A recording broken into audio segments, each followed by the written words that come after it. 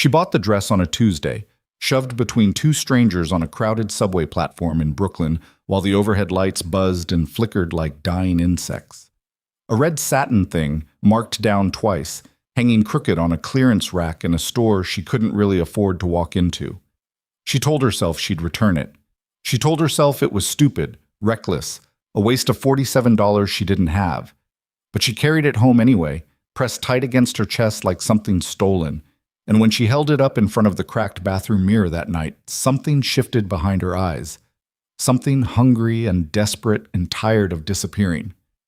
Now, 3 weeks later, Scarlett Hayes stands in front of that same mirror wearing the red dress for the first time. And she doesn't recognize the woman staring back. Not because the dress transforms her into someone beautiful, but because, for the first time in months, she looks like someone who still wants to exist. If you're watching this, stay until the end. You won't believe how this story turns. Hit that like button and drop your city in the comments. I want to see how far this story travels. Scarlett's phone buzzed against the bathroom counter at 7:14 a.m. She didn't look at it. She already knew what it said.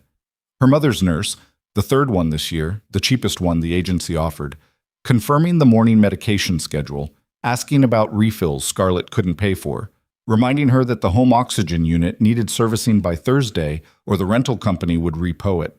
There was always something, always a bill, a deadline, a quiet emergency wrapped in polite medical language that really meant, your mother is dying and you can't afford to let her. She turned sideways in the mirror. The dress pulled tight across her ribs. She'd lost weight again. Not on purpose, just from skipping lunches and living on bodega coffee and anxiety.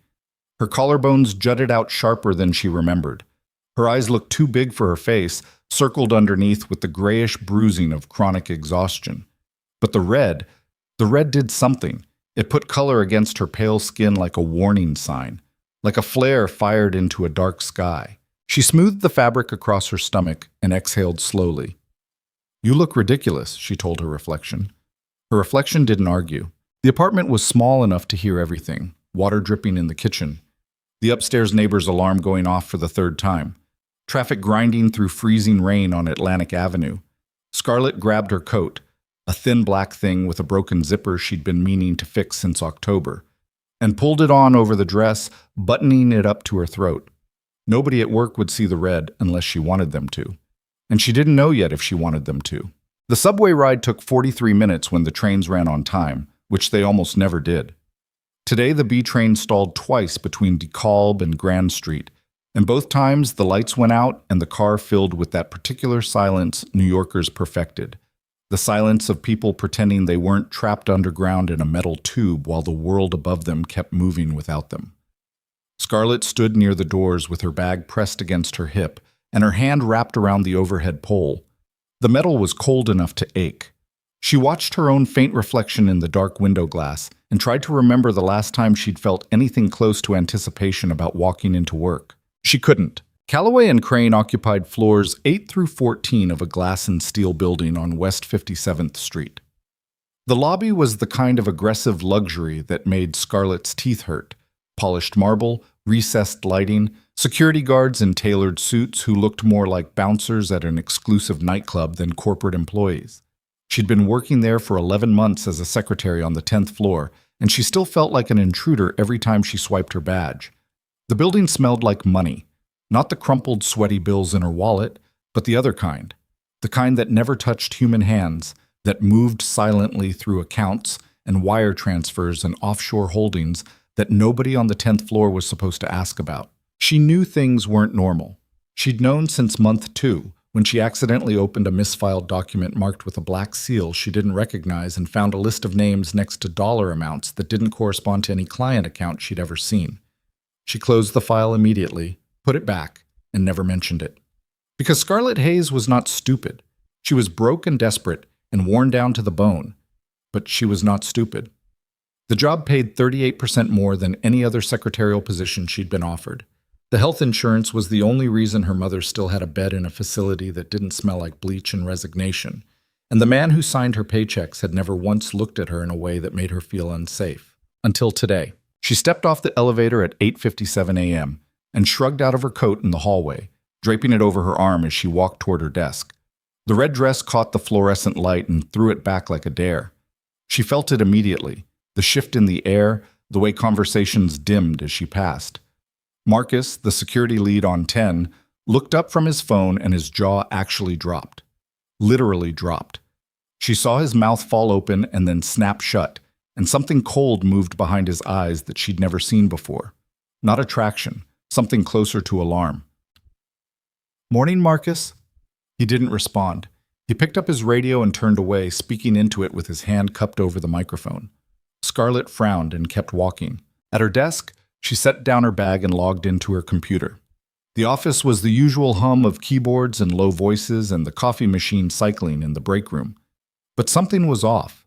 She could feel it the way you feel weather changing before the rain hits, a drop in pressure, a tightness in the atmosphere. People were looking at her, not casually, looking at her the way you'd look at someone who walked into traffic without noticing. Denise from accounting stopped in the hallway, stared at Scarlett for a full 3 seconds, and then turned around and walked back the way she'd come without saying a word. "What the hell?" Scarlett muttered.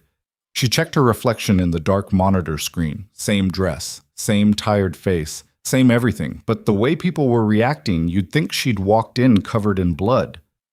At 9:03, her desk phone rang. Internal line, she picked up. "Mr. Calloway's office," said the voice on the other end. Patricia, his executive assistant.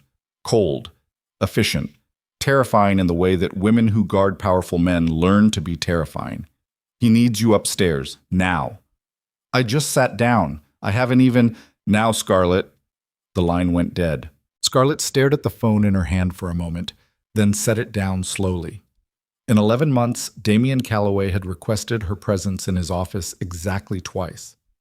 Once during her hiring paperwork, when he'd looked at her resume for approximately 4 seconds before signing something and leaving the room. And once 3 months ago, when a filing error had misrouted a document to her desk that contained information she immediately understood she was not supposed to see.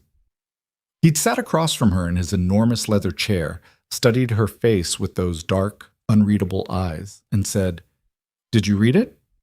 She said no. He said, "Good." And that was it. Now he wanted her upstairs.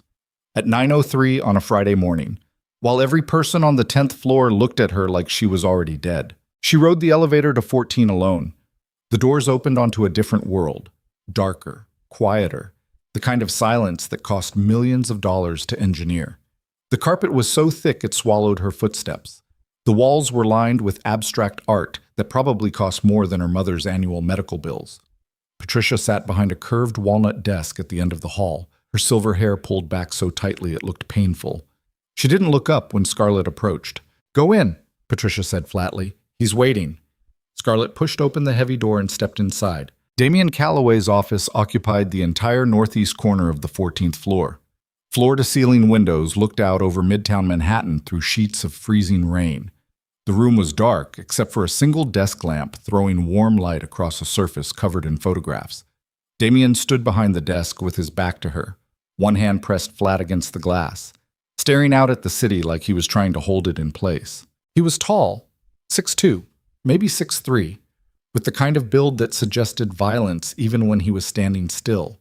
Dark hair cut close to his scalp, a jaw that looked carved from something harder than bone. He wore a charcoal suit with the tie loosened and the top button undone, and even from across the room Scarlett could see the edge of black ink crawling up the side of his neck from beneath his collar. Tattoos. She'd never noticed them before. Or maybe she had, and chose not to look. "Close the door," he said without turning around.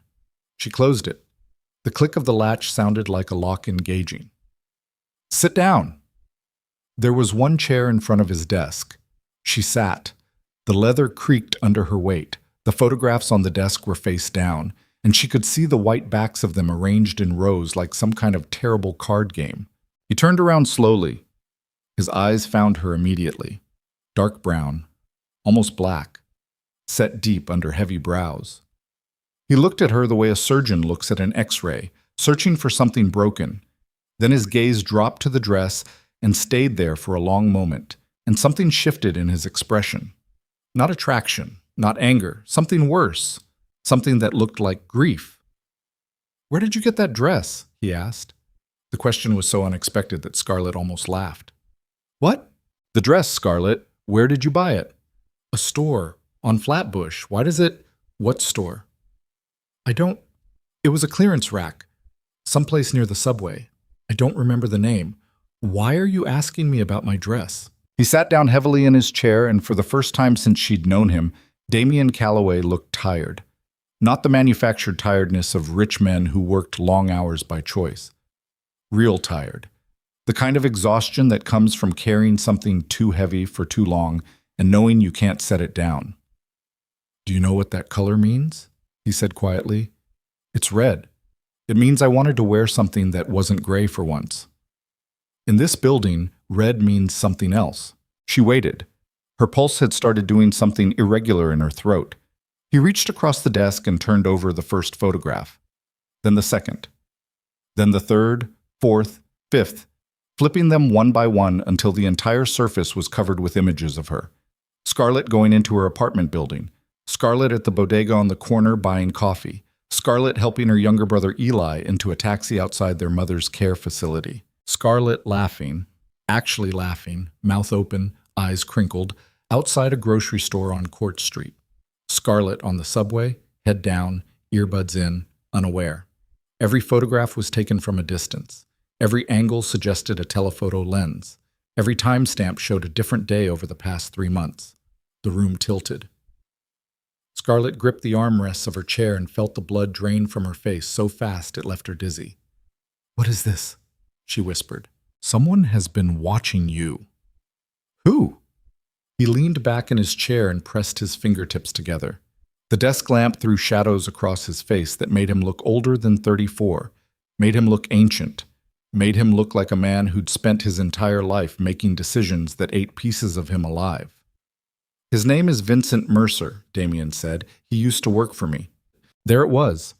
The thing she'd spent 11 months carefully not seeing. The thing she'd buried under paychecks and health insurance and the survival mathematics that poor people do when they can't afford to ask questions. She'd known. On some level, in some quiet corner of her brain, she'd learned to keep locked. She'd always known that Calloway and Crane wasn't just a consulting firm, that the men who came and went from the 14th floor at odd hours weren't clients, that the security on this building was too heavy, too armed, too watchful for a company that supposedly managed investment portfolios. "Work for you how?" she asked, even though she already knew. "Don't make me say it, Scarlett. Say it." He held her gaze for a long time. The rain hammered against the windows like fists. "I run an organization," he said carefully, "that operates outside the law. You're a criminal. I'm a lot of things. Are you going to hurt me?" Something cracked in his expression, just for a second, a fracture line running through the stone of his face. Then it sealed itself shut. "I've spent 3 months trying to keep you from being hurt," he said. "That's why I didn't tell you about the photographs. My people were supposed to handle Mercer before it got this far, before you became visible." Visible. In this world, the women connected to men like me wear red. It's not a rule anyone writes down. It's not a uniform. It's a signal, a marker. It tells everyone watching that a woman belongs to someone powerful enough to protect her. When you walked into this building this morning wearing that dress, every operative, every spy, every rival watching this building through cameras and binoculars and informants assumed the same thing. The words settled into Scarlett's chest like stones dropped into still water. "They think I'm yours," she said. "They think I claimed you. That's insane. That's how this works." She stood up so fast the chair skidded backward across the carpet. Her legs were shaking, but her voice was steady and hard. "I bought a $47 dress on clearance because I was tired of feeling invisible. That's it. That's the whole story. I didn't sign up for your world. I didn't ask to be in those photographs. I didn't ask for any of this." "I know." "Then let me leave. I'll go home. I'll change. I'll throw the damn dress away." "You can't leave." "Excuse me?" He stood up and walked to the window. The city stretched out below them, gleaming and gray and indifferent. "Mercer has people on the street, right now. My security team spotted 3 vehicles within 2 blocks of this building before you even got off the elevator. If you walk out that door, they'll take you before you reach the subway." "Take me? You mean kidnap me?" I mean kill you, Scarlett. The word landed between them like something dropped from a height. Kill. Such a small word for such a permanent thing. She felt it in her stomach first, a cold, spreading numbness that climbed up through her chest and into her throat. Why? She managed. I'm nobody. I'm a secretary. I type memos and file reports and answer phones. I don't know anything about your... It doesn't matter what you know. It matters what they think you are. And right now, they think you're the weakness of the most powerful man on the East Coast. They think that hurting you would break me. The silence that followed was so heavy, Scarlett could hear her own heartbeat in her ears. Would it? She asked. Damien didn't answer. He stood at the window with his hands in his pockets and his shoulders rigid, and the way the light hit him made the tattoos on his neck look like cracks in armor, like something underneath was trying to get out. Tell me about Mercer, Scarlett said, because if she was going to die today, she wanted to understand why. Damien turned from the window. He moved to a cabinet against the far wall, poured 2 fingers of whiskey into a glass, and then paused. He looked at the glass, then at her. Then he poured a second one and brought it to her without asking if she wanted it. She took it. Her hands were steady. She didn't know how her hands were steady. Vincent Mercer was my lieutenant, Damien said. For 6 years, he was the closest thing I had to a brother. He ran operations on the ground while I handled the structure from above. We built the organization together. Or at least that's what I let him believe. He sat on the edge of his desk, close enough that she could smell his cologne, something dark and woodsy underneath the sharper scent of stress sweat. He was afraid. She realized it with a jolt. Damien Calloway, the man whose name made people lower their voices, was afraid. Not of Mercer. Not of the men on the street. He was afraid of what was about to happen to her. 8 months ago, Mercer tried to take the organization from me. He turned half my people, bribed judges, threatened families, planted evidence that nearly brought federal charges down on everyone. It was the closest anyone has ever come to destroying what I built. What happened? I dismantled his network in 72 hours. Every ally, every safe house, every bank account. I took it all. And then I made the mistake that's going to cost us both today. What mistake? I let him live. Scarlett drank the whiskey. It burned going down and settled in her stomach like a small fire. She set the glass on the desk and looked at the photographs spread across its surface. All those images of her ordinary life captured through a stranger's lens. Why me? She asked.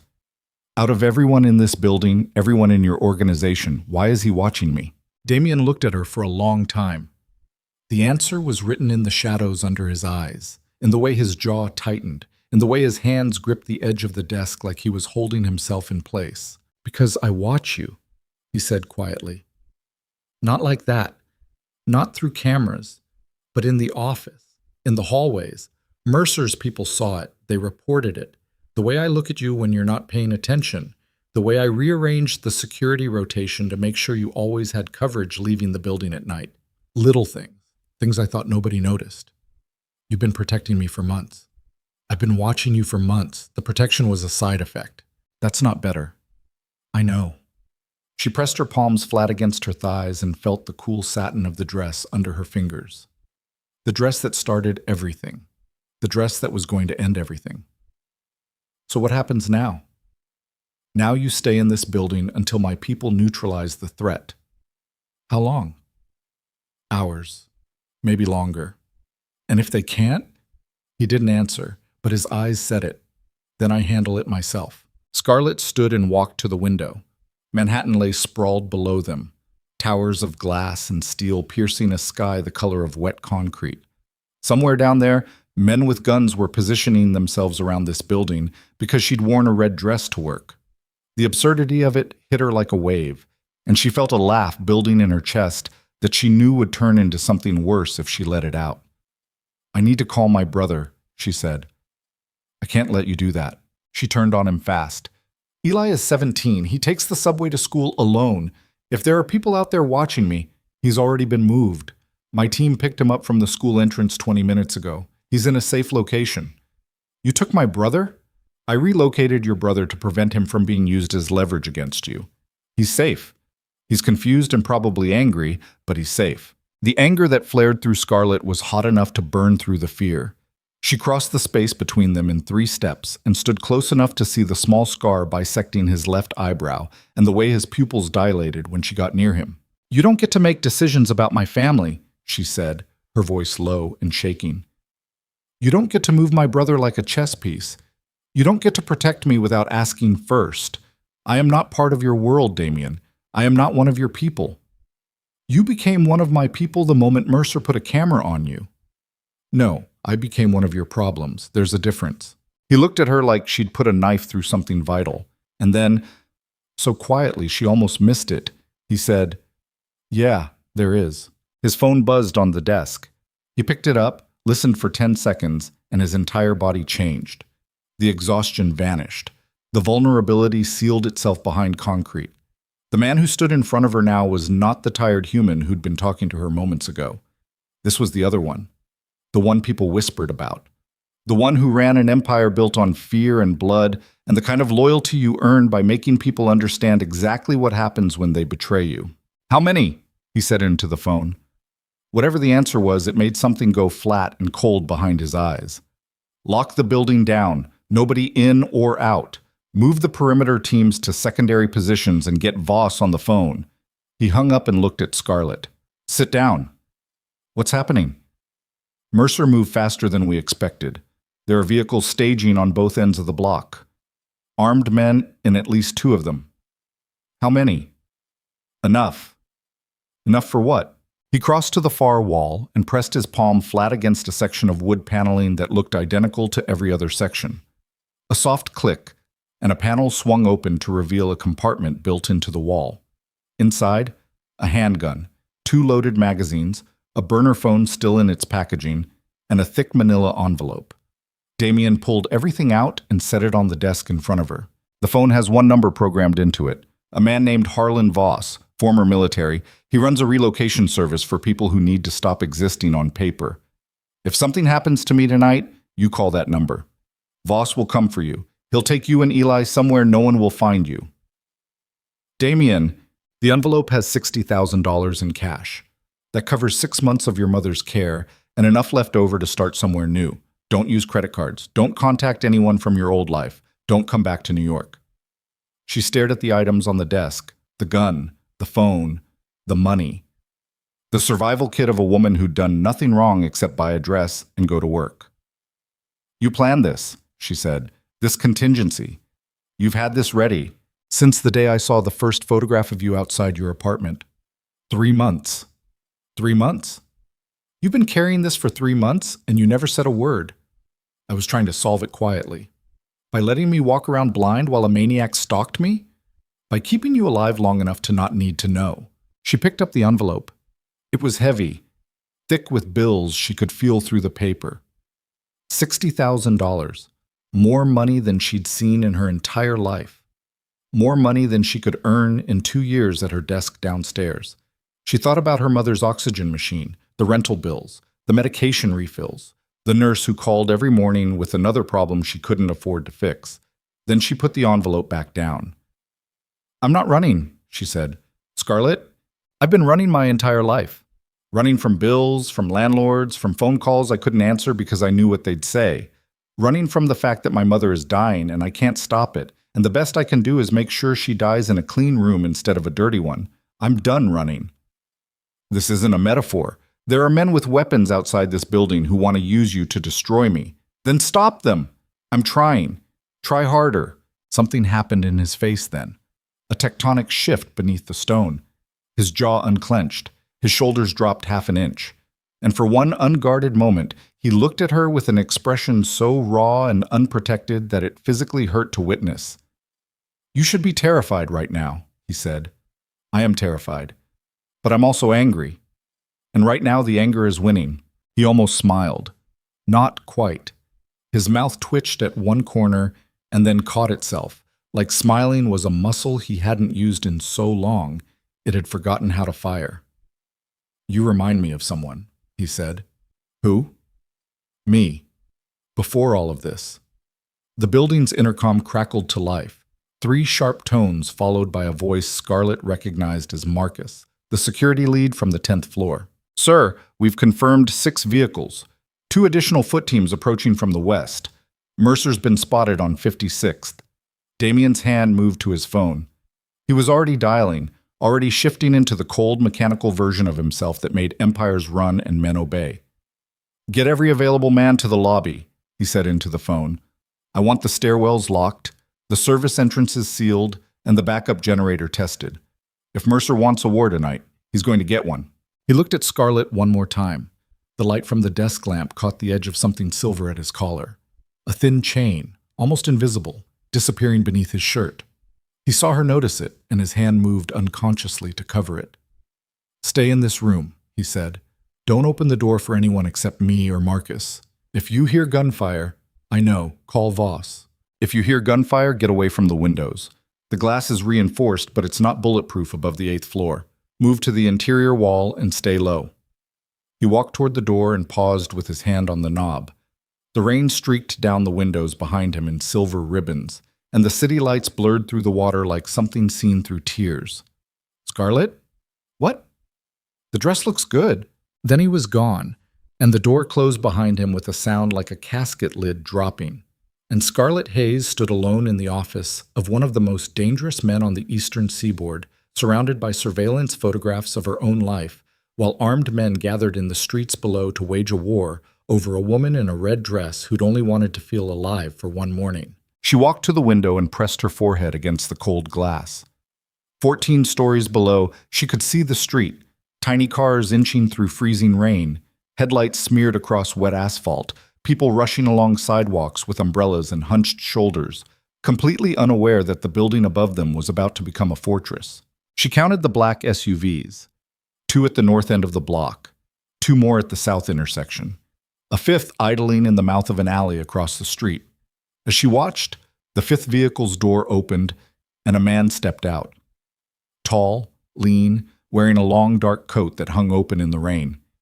He stood on the sidewalk and tilted his head back, looking up at the building, scanning the windows floor by floor like he was counting something.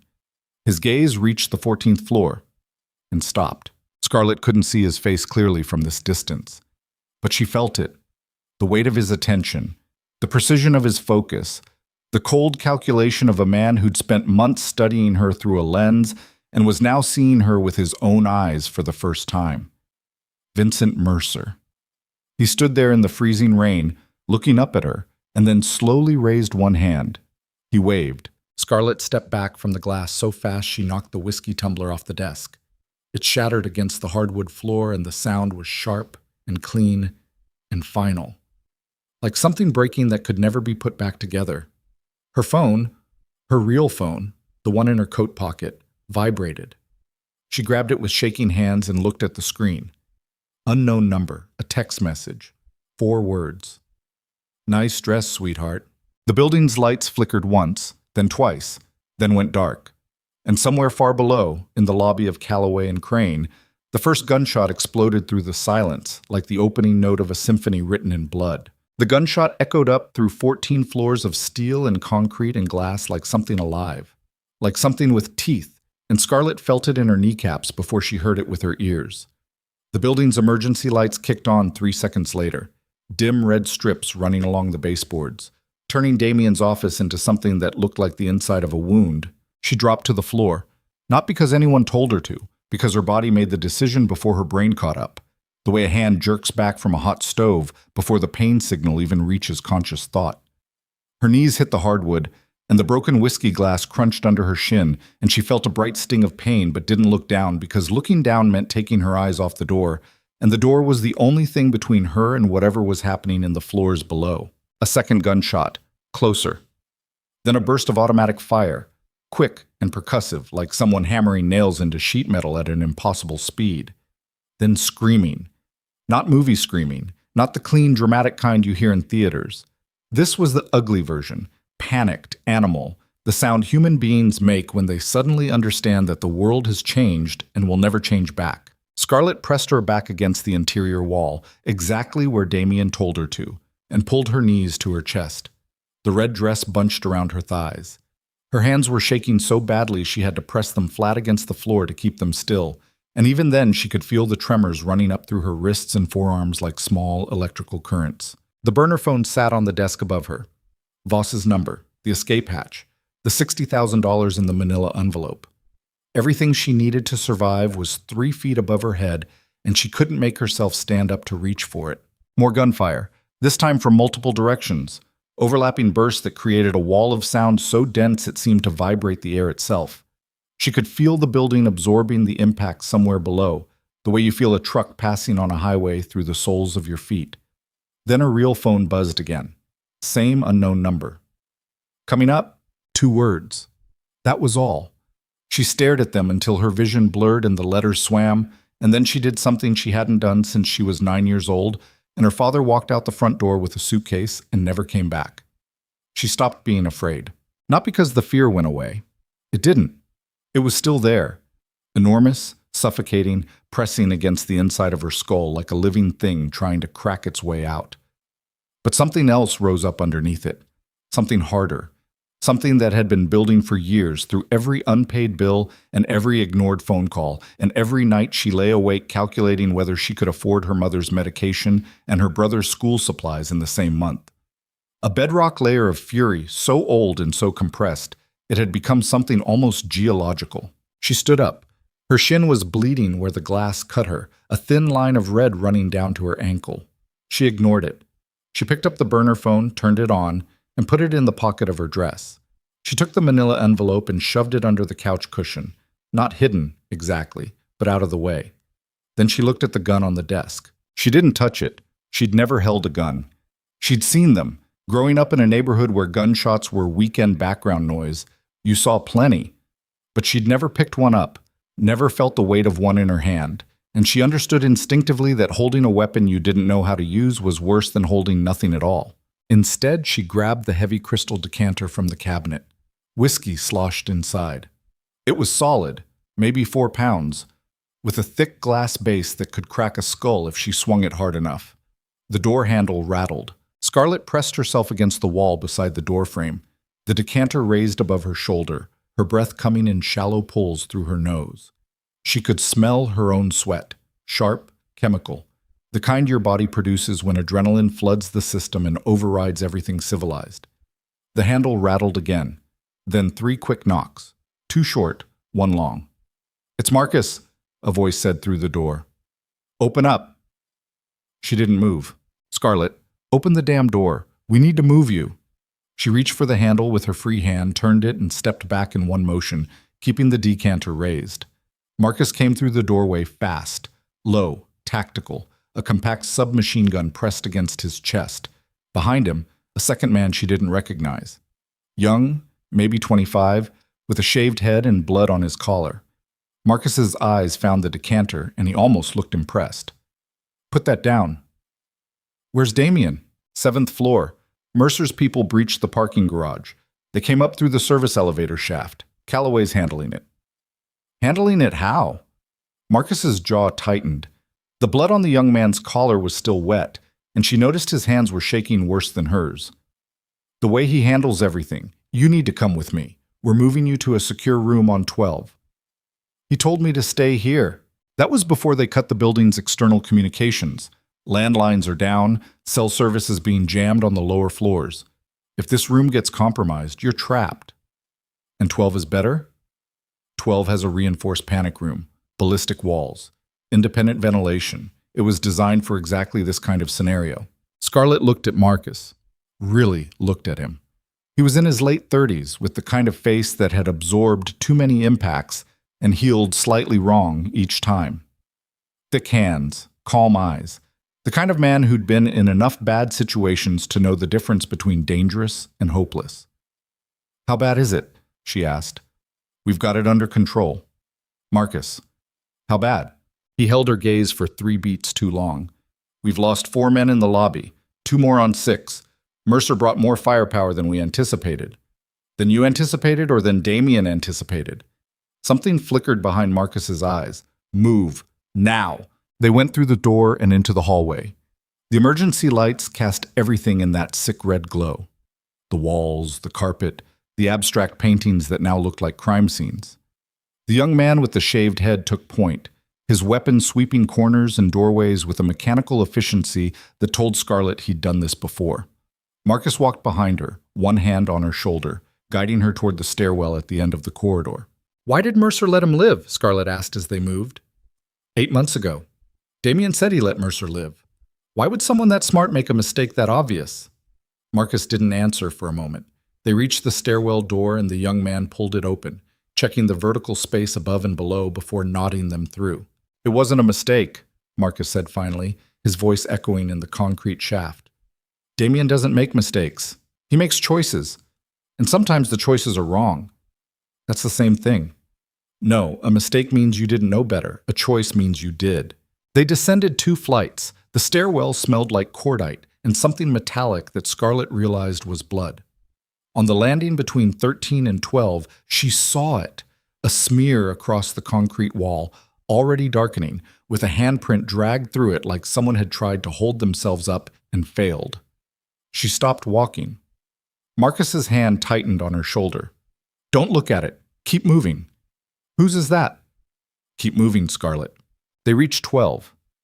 The young man opened the stairwell door and immediately froze. His hand came up. A fist, the universal signal for stop. Marcus pulled Scarlett back against the wall so fast her head cracked against the concrete. Voices. Down the hall. 2 men talking in low, controlled tones that didn't belong to anyone Scarlett recognized. Marcus pressed his finger to his lips. Then he leaned past the doorframe just enough to see, and Scarlett watched his expression change. The calm evaporated. What replaced it was something she'd seen before. On the faces of people in her old neighborhood when they heard a name they wished they hadn't. When they understood that the situation had escalated past the point where composure mattered. He pulled back and pressed his mouth against Scarlett's ear. "They're already on 12. How many?" "2 that I can see. Could be more." "The panic room?" "Other end of the hall. Past them." The young man with the shaved head looked at Marcus. No words passed between them, but a conversation happened. Something communicated through eye contact and small gestures that Scarlett couldn't read but understood the weight of. The young man nodded once, adjusted his grip on the weapon, and then looked at Scarlett with an expression that made her stomach drop. It was the face of someone who knew they were about to do something they might not walk away from. Marcus pulled her back into the stairwell and up 1 flight to 13. The floor was empty. Offices dark, doors standing open, the usual corporate debris of abandoned workstations and forgotten coffee cups. He led her to a corner office at the end of the hall, pushed her inside, and closed the door. "Stay here." "You're leaving me alone?" "I'm going to clear 12. Jackson's going to stay on this floor." "Jackson's a kid. Jackson's a former Marine who's killed more people than you've had paychecks. He'll be fine." Marcus was already moving toward the door when Scarlett grabbed his arm. Her grip was harder than she intended, hard enough to feel the tendons and muscle cords beneath his sleeve. "Tell me the truth," she said. "Is Damien going to survive tonight?" Marcus looked at her hand on his arm, then at her face. The emergency lights painted them both in shades of red and black. "You really care about the answer to that?" "He's the only person who knows where my brother is." Something that might have been a smile crossed Marcus's face, too fast to confirm. "Damien survived worse than this. He'll survive tonight." "You don't know that." "No, but I know him, and he's got something to fight for tonight that he didn't have before." He left. The door closed. Scarlett heard his footsteps moving down the hall, and then the heavier sound of Jackson taking position outside her door, and then nothing but the building groaning around her like a wounded animal trying to stay upright. She sat on the floor with her back against a desk, and the burner phone in one hand and the crystal decanter in the other, and waited. The minutes crawled. Gunfire erupted on 12, sharp, concentrated, followed by shouting and voices she couldn't distinguish. Then silence. Then more shooting, this time closer, the sound punching up through the floor beneath her like someone pounding on a ceiling from below. Her phone buzzed. Not the burner, her real phone. She looked at the screen. A photograph. Sent from the same unknown number. Scarlett opened it and the blood drained from her face. It was Eli, her brother. 17 years old, skinny and scared, sitting in the back of a vehicle she didn't recognize with his hands zip-tied in front of him. His left eye was swollen shut. A man's hand. thick-knuckled, tattooed, gripped his shoulder from behind. Below the photograph, a message. Ask your boyfriend where he really took your brother. His men aren't as loyal as he thinks. The floor dropped out from under her.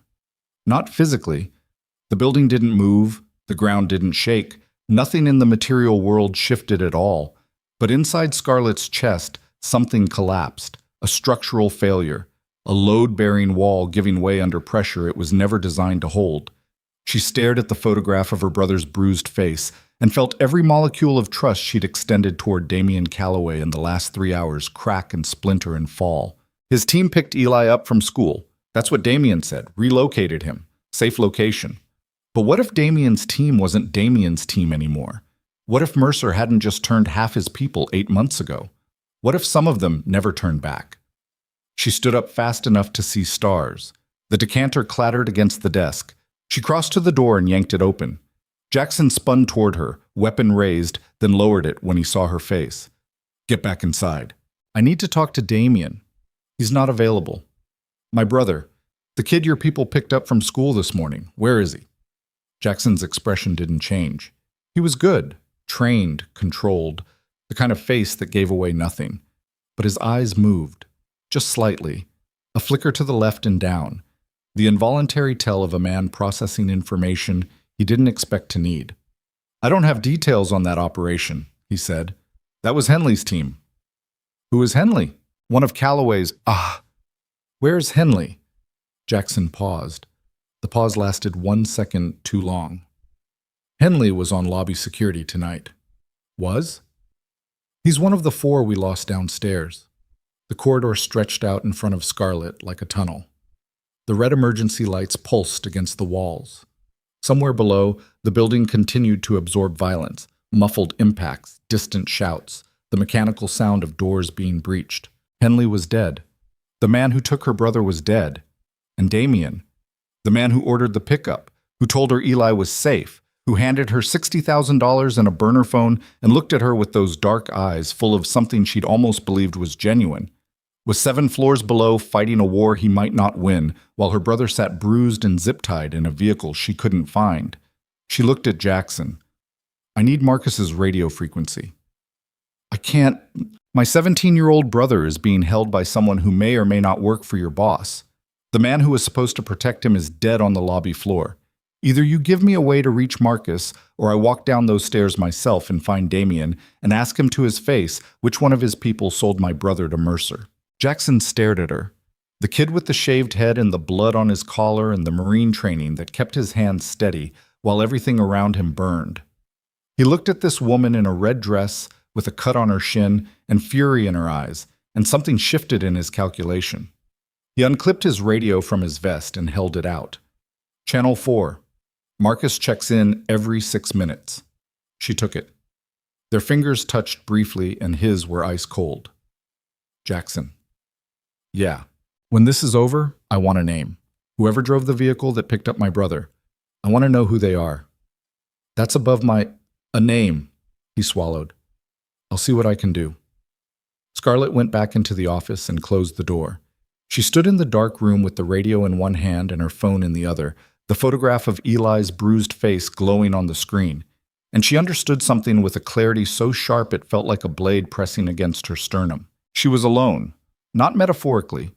Not in the existential sense that city people meant when they talked about loneliness over expensive cocktails. Alone in the concrete material sense, trapped in a dark building full of armed men who were either trying to kill her or trying to protect her, and she couldn't tell which was which anymore. The radio crackled, Marcus's voice strained and breathless. 12 is clear, 2 hostiles down, moving to... A burst of static, then, moving to 7. Calloway's pulling back to the elevator bank. Scarlett pressed the transmit button. Marcus. Silence. Then, Scarlett, how did you... Eli, my brother. Who has him? A long pause. Gunfire echoed through the radio's tiny speaker like something heard from underwater. Henley's team picked him up. He should be at the safe house on... Henley is dead, and I just received a photograph of my brother with his hands tied and his face beaten. Someone on your team gave him to Mercer. The silence that followed was different from the others. This one had weight. This one had the specific gravity of a man realizing that the situation he thought he understood had just revealed itself to be something else entirely. "Send me the photo," Marcus said. His voice had changed, harder, stripped of everything that wasn't operational necessity. "I can't. Cell service is jammed." "Describe the vehicle." "Dark interior, black or dark gray seats. I can see a hand on Eli's shoulder, tattoo on the knuckles. Letters, I can't read them." Marcus didn't respond for 5 seconds. When he spoke, each word landed like a separate object being placed on a table. "That tattoo. Was it across all 4 knuckles? Block letters?" "Yes." "Was there a ring, silver, on the index finger?" Scarlett looked at the photograph again, zooming in until the pixels blurred. The hand gripping her brother's shoulder, thick knuckles, block letter tattoos. And there, on the index finger, a silver ring with a flat face. "Yes." Another silence. Then Marcus said a name. Just one name, spoken with the flatness of a man confirming something he'd suspected but hoped wasn't true. "Doyle." "Who is Doyle?" "Calloway's driver. He's been with the organization for 9 years. The radio went silent. Scarlett stood in the darkened office on the 13th floor, holding a dead radio and a phone with a photograph that proved the rot inside Damien's empire ran deeper than anyone knew. Doyle. 9 years. The driver.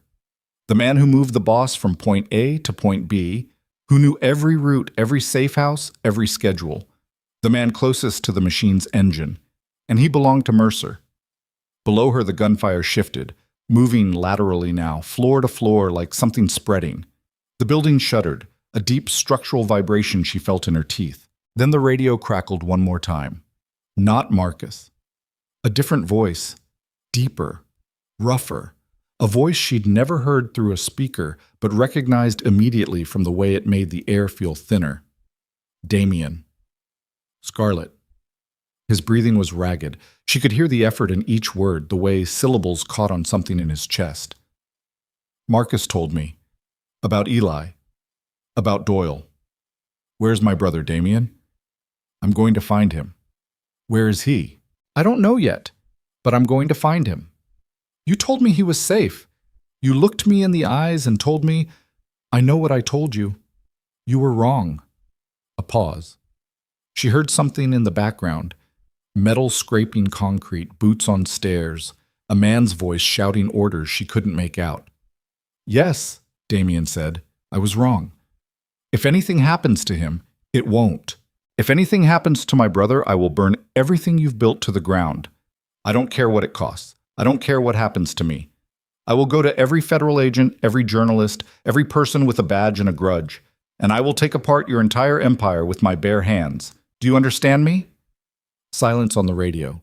Just his breathing, rough, uneven, the breathing of a man who is bleeding. I understand you, he said quietly. Then find him. She released the transmit button and stood there shaking, not from fear anymore, from something else. Something that burned hotter than fear and lasted longer and didn't care about consequences. The building groaned around her. The emergency lights pulsed, and somewhere in the Manhattan darkness, a 17-year-old boy sat tied and beaten in a vehicle driven by a traitor, waiting for someone, anyone, to come for him. Scarlett looked at the gun still sitting on Damien's desk upstairs. She thought about her mother in the care facility, connected to machines she couldn't afford. She thought about Eli's swollen eye and the hand gripping his shoulder, and the 9-year man named Doyle who'd been rotting from the inside this whole time. Then she picked up the radio and changed the channel. Jackson. Yeah. I need you to teach me how to use that gun. Jackson didn't ask why. He looked at her standing in the doorway of the dark office with the emergency lights painting her face in alternating bands of red and black, and he didn't ask a single question. He walked past her into the room, picked the handgun up from the desk where Damien had left it, and held it out grip first. Glock 19, he said. 15 rounds in the magazine, 1 in the chamber, 16 total. You're not going to be accurate past 20 feet without training, so don't try. If someone comes through a door and they're not me or Marcus or Calloway, you point it at the center of their chest and you pull the trigger until they stop moving. Center of the chest. Biggest target, forget headshots. Forget warning shots. Forget everything you've seen in movies. You aim here. He tapped his own sternum with 2 fingers. And you keep pulling until the slide locks back and the magazine is empty. Then you run. Scarlett took the gun. It was heavier than she expected, mas. Not impossibly heavy, but heavy enough to feel real. Heavy enough to understand that the object in her hand existed for one purpose, and that purpose was to end something permanently. Safety? She asked. No external safety on a Glock. If your finger is on the trigger, it fires. Keep your finger off the trigger until you're ready to shoot. That's your only safety. She adjusted her grip. Her hands had stopped shaking. That scared her more than anything else. The steadiness, the calm that had settled over her like a layer of frost. She'd read somewhere that the human body could only sustain peak terror for so long before the nervous system essentially gave up and switched to something flatter, duller, more functional. She was there now, past the fear, into the numb, clear space beyond it where decisions got made without emotion and actions happened without hesitation. Jackson's radio crackled. Marcus's voice, distorted by static and distance. 7th floor secured. Calloway's moving down. He's going after Doyle. Scarlett looked at Jackson. Going after him how? Calloway has people tracking Doyle's vehicle. GPS was disabled, but they're running cell tower pings on Doyle's personal phone. Doyle's personal phone. The man who's been secretly working for Mercer for who knows how long, and you think he's dumb enough to keep his personal phone on? Jackson's mouth opened, then closed. The question landed somewhere behind his eyes, and she watched him process it. Watched him arrive at the same conclusion she'd already reached. Radio Marcus, she said. Tell him it's a trap. You don't know.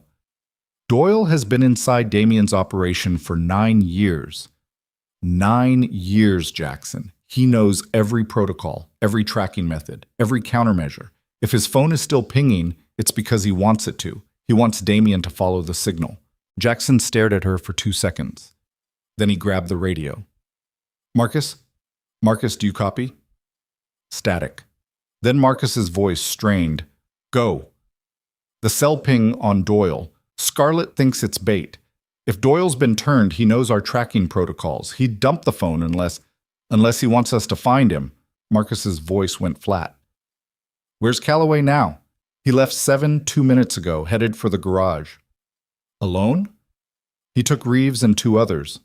Get him on the radio, now. Jackson switched channels and started calling for Damien. No response. He tried again. Nothing. A 3rd time. And this time the silence that came back felt different, thicker. The silence of a signal that wasn't being ignored but wasn't being received. He's in the garage, Jackson said. Concrete walls, radio signals don't. Then go, Scarlett said. Go down there and stop him. Jackson looked at her, then at the door, then back at her. The calculation was visible. Leave the woman he was ordered to protect, or let the man who gave the order walk into a trap. I can't leave you alone. I have a gun. I have the panic room on 12. I have everything I need. You've never fired a weapon in your life. Then hope I don't have to. Go.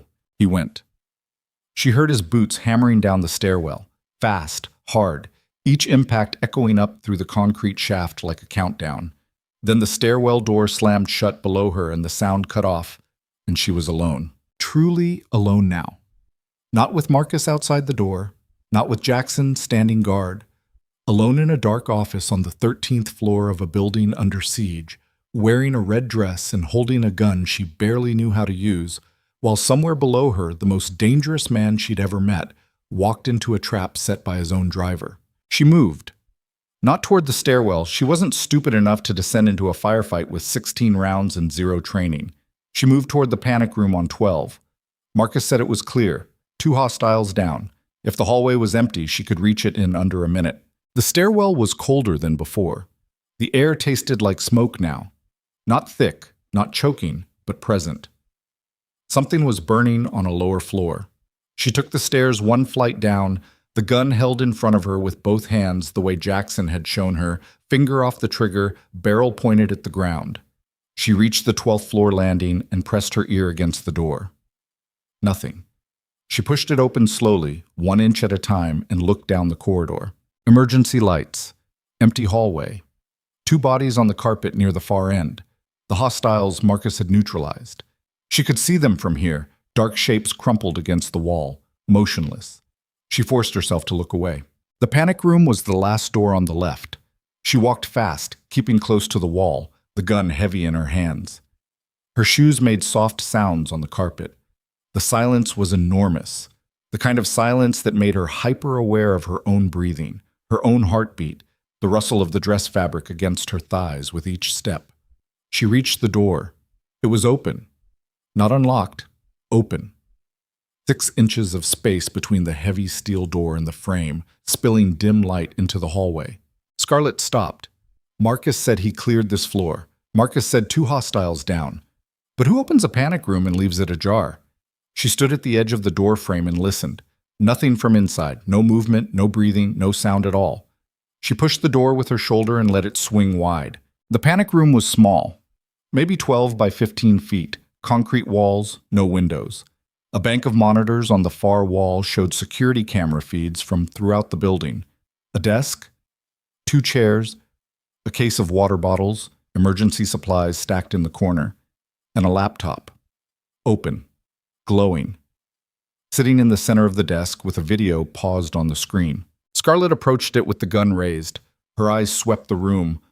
No closets, no blind corners, nowhere for a person to hide. She looked at the monitors. Most showed empty hallways, darkened offices, the lobby where she could see the aftermath of the initial breach, overturned security desks, shattered glass, shapes on the floor she refused to examine closely. One monitor showed the parking garage.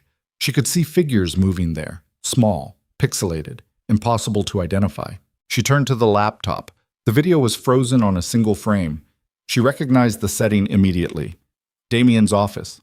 The 14th floor. The same desk she'd sat across from this morning. The same floor-to-ceiling windows. The same view of Manhattan. But the angle was wrong. This wasn't security footage from a ceiling-mounted camera. This was shot from somewhere inside the room itself. Hidden camera. Embedded in the wall or the furniture, close enough to capture faces in detail. She tapped the spacebar. The video played. Damien's office, 3 months ago. She could tell by the date stamp in the corner. Early morning. Damien sat behind his desk, and across from him sat a man she'd never seen before. Lean, sharp-faced, with a stillness that reminded her of a coiled spring, the kind of stillness that belonged to predators. Vincent Mercer. It had to be. But they weren't fighting. They weren't shouting. They were sitting across from each other like 2 men conducting business. Mercer's body language was tense but controlled. Damien's was, and this was what made Scarlett's blood freeze, relaxed, almost casual. He leaned back in his chair. He had a glass of whiskey in his hand. The same chair, the same glass, the same posture he'd used when he told her the story of Mercer's betrayal 8 hours ago. The timelines moved up, Mercer said on the screen. The feds are circling closer than we thought. If we don't restructure before they get warrants, we lose everything. I'm aware, Damien said. Then you know what needs to happen. We need a face. Someone visible. Someone the media and the feds focus on while we move the real operation offshore. A scapegoat. A shield. The video continued. Scarlett watched it with the gun slowly lowering to her side, the muzzle pointing at the floor, her grip loosening as something cold and vast opened up inside her chest. I have someone, Damien said. A secretary? 10th floor. No connections, no family with resources, no one who'd ask questions if she disappeared into the spotlight for a while. What's her name? Damien took a drink, set the glass down, looked at Mercer with those same dark eyes that had looked at Scarlett this morning and told her she mattered. Scarlett Hayes. The room listed sideways, not physically. The walls didn't move, the floor didn't tilt.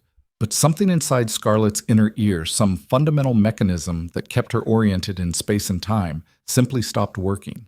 She reached for the desk to steady herself, and her hand missed, and she stumbled sideways into the chair, catching herself on the armrest, the gun clattering against the metal frame. She rewound the video, played it again.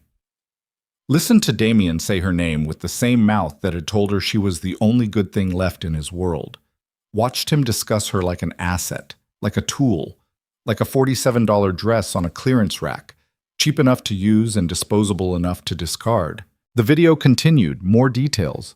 Mercer outlining the plan, how they would stage a public association between Damien and Scarlett, how the red color symbolism would sell the narrative, how the stalking photographs would create a trail of evidence that made Scarlett look like a woman romantically involved with a crime boss, drawing the FBI's attention while the real financial crimes were restructured through offshore shells that nobody would be watching. The photographs on Damien's desk, the ones he'd shown her this morning, the ones he'd said Mercer took. They took them together. The stalking was choreographed. The entire morning, the locked office, the whiskey, the fear in his eyes, the speech about how she mattered, the gun and the burner phone and the $60,000 in cash. All of it was staged. A performance designed to make Scarlett believe she was being protected when she was actually being positioned. The woman in the red dress. The Mafia Boss's weakness. A story built from nothing, designed to absorb federal attention, while Damien and Mercer, who never actually tried to destroy each other, who were never actually enemies, restructured their empire in the dark. She stared at the screen until the video ended and the laptop returned to its frozen frame. The silence in the panic room pressed against her from every direction. She could feel her heartbeat in her temples, in her wrists, in the hollow of her throat. Everything was a lie. Not some of it, not most of it. Everything.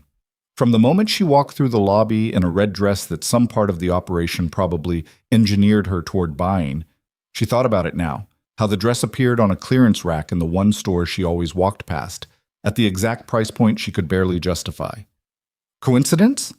Or the first move in a game that started months before she knew she was playing? Her phone buzzed. Same unknown number.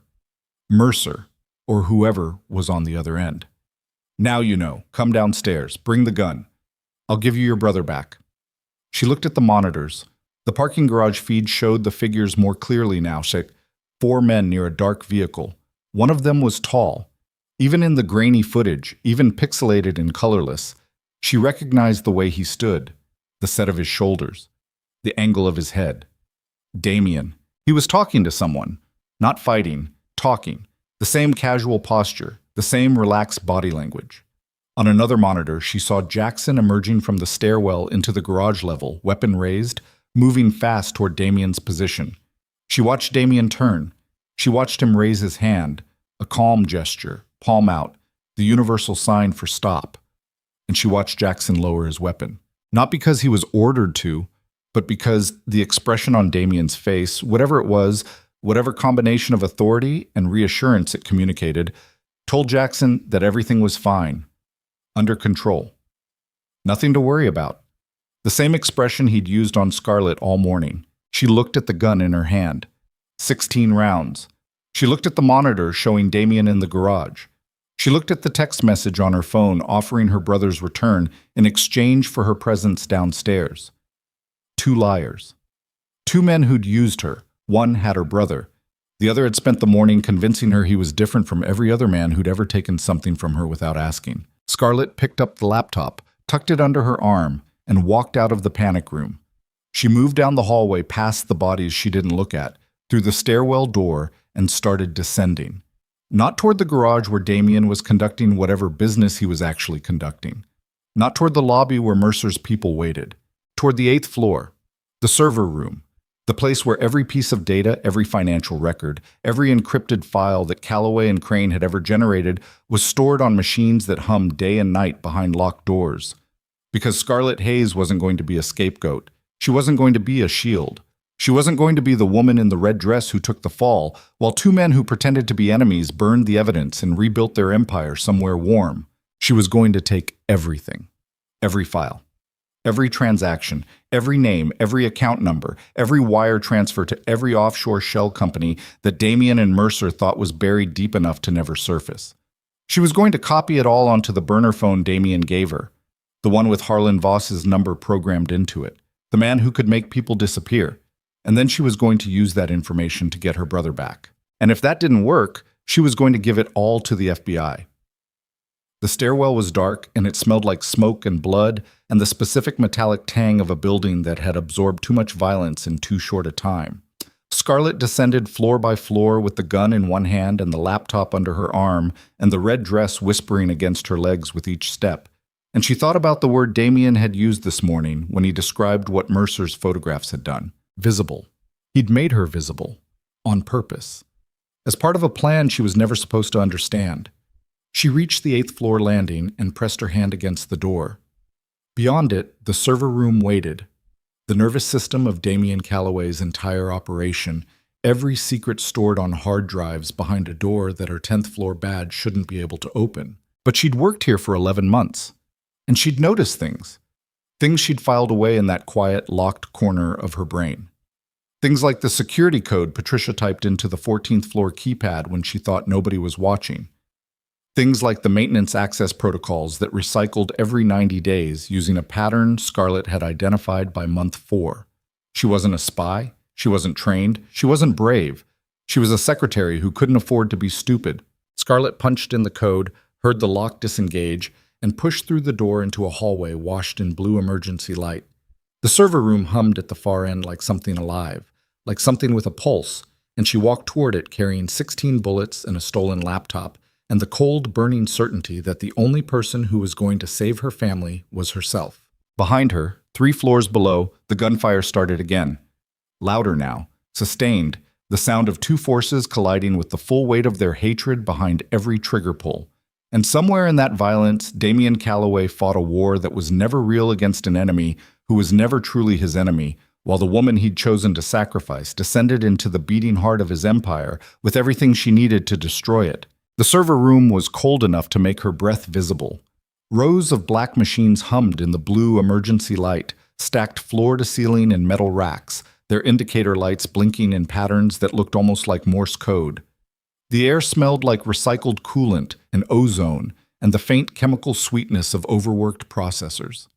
Scarlett set the laptop on a narrow workstation table between 2 server racks and opened it. Her fingers left damp prints on the keyboard. She didn't know what she was looking for. Not exactly.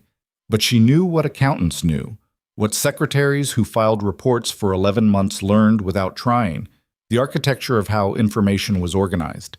Client folders, transaction logs, the naming conventions that Calloway and Crane used for internal documents versus the ones they used for the files that never appeared on official servers but moved through the building on encrypted drives and sealed envelopes. The laptop Mercer left in the panic room was already logged into an admin-level network account. Of course it was. He wanted her to find it. He wanted her to see the video. And he wanted her to do exactly what she was doing right now, dig deeper, pull more files, build a weapon out of data that could destroy Damien's empire from the inside. She was being used again. She knew it. Mercer was manipulating her the same way Damien had manipulated her, pushing her through a sequence of discoveries designed to produce a specific reaction. But the only difference that mattered, was that Mercer had her brother. And the data on these servers was the only currency she had. She started copying files.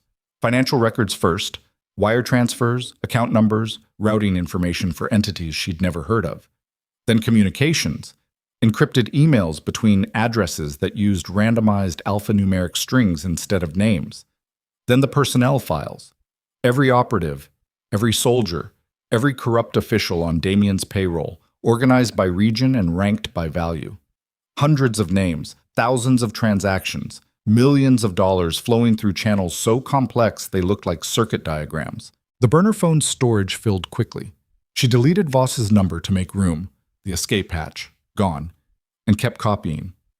90 seconds in, she heard footsteps in the hallway outside. She killed the laptop screen and dropped below the workstation table, the gun in her right hand, her left pressed flat against the cold floor.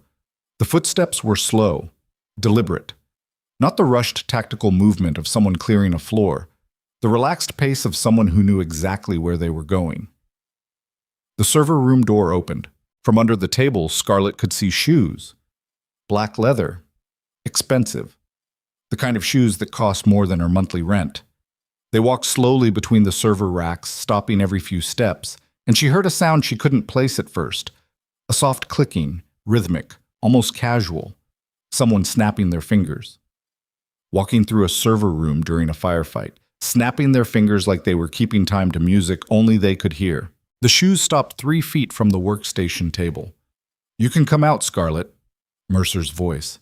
She recognized it from the video.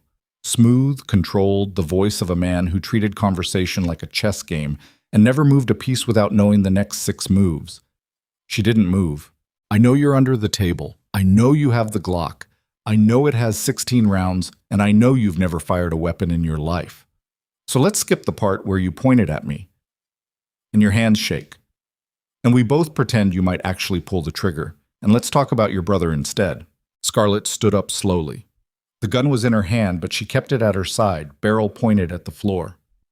Mercer stood at the end of the rack with his hands in the pockets of a dark overcoat, his lean face lit by the blue emergency strips along the ceiling.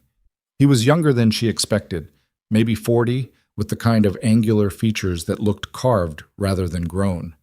His eyes were pale, almost colorless. They watched her with an interest that felt clinical. "Where is Eli?" "Close. Unharmed, mostly. The eye was unfortunate. Doyle got overzealous. I apologize for that." "You apologize?" "I'm not a monster, Scarlett, despite what Damien told you about me. But then again, Damien told you a lot of things today that turned out to be creative fiction. The video, you planted it for me to find. I planted it for whoever got to the panic room first. I assumed it would be Damien's people, and they'd bring it to him, and the shock of being exposed would slow him down long enough for my teams to finish the job. The fact that you found it yourself is, honestly, better than anything I planned.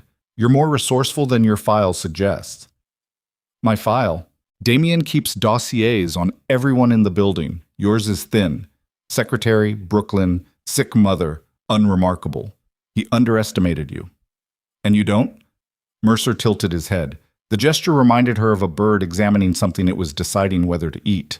"I think you're a woman who spent her entire life being underestimated, and I think you've learned to use that.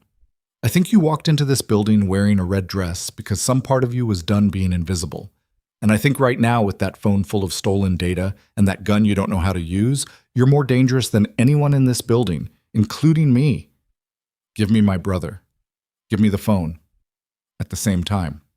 That's not how this works. That's exactly how this works.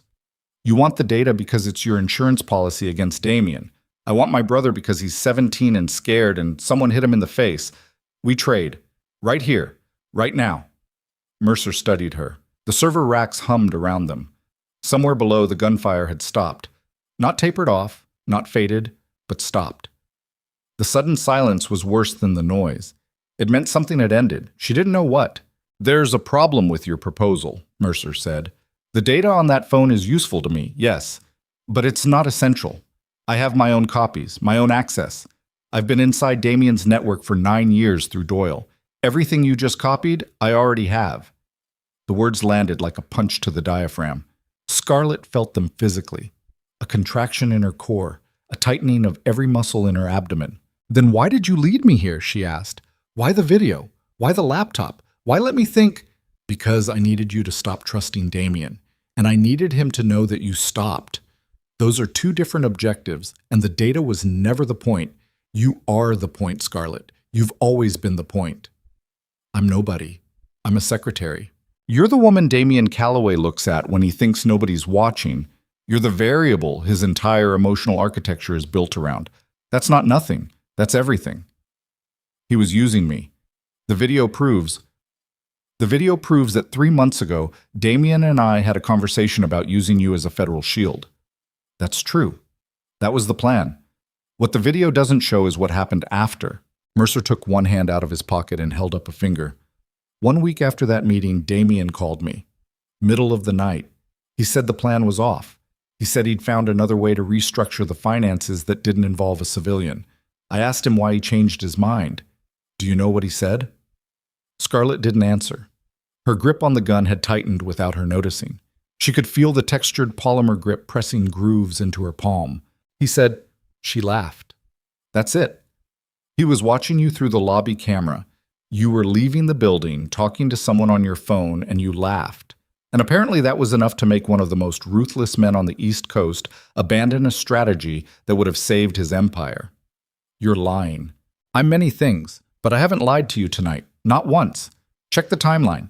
The surveillance photos started after Damien canceled the plan, not before. He wasn't building a case against you. He was documenting a threat, my threat. Because when he called off the operation, I understood that his feelings for you were real. And real feelings are real weaknesses, and real weaknesses are how you destroy powerful men. The server room tilted around her, or maybe she tilted inside the server room. The narrative she'd constructed in the panic room, the clean, righteous fury of a woman betrayed, was cracking apart, and underneath it was something messier. Something that didn't resolve into simple categories of villain and victim.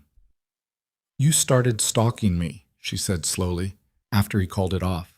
"I started watching you to understand what he saw, to understand why a woman buying coffee and helping her brother into taxis and laughing at nothing outside a grocery store could dismantle the decision-making of a man who'd never shown weakness in his life.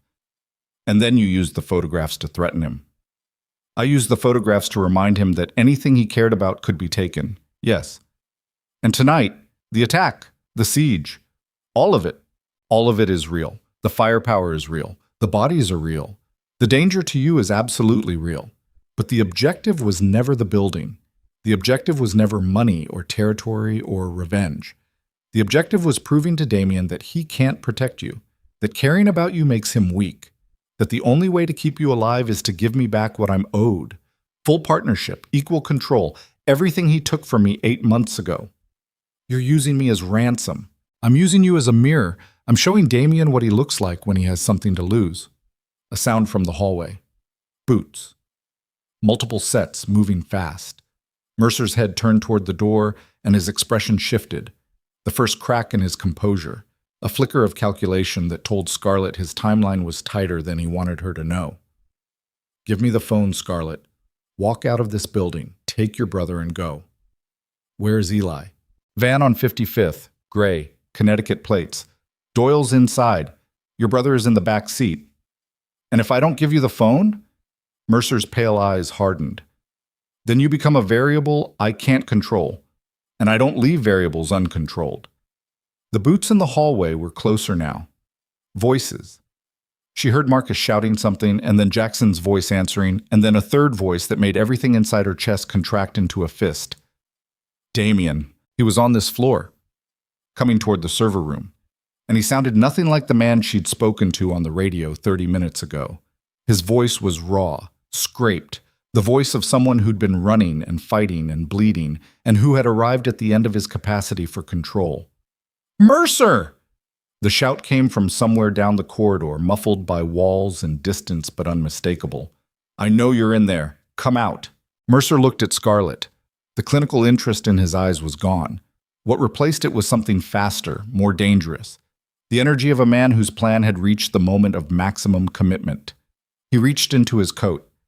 Scarlett raised the gun. She didn't think about it. Her arm came up and her fingers locked, and the barrel pointed at the center of Mercer's chest exactly the way Jackson taught her, and her finger moved from the frame to the trigger without any conscious decision at all. Mercer froze. His hand stopped inside his coat.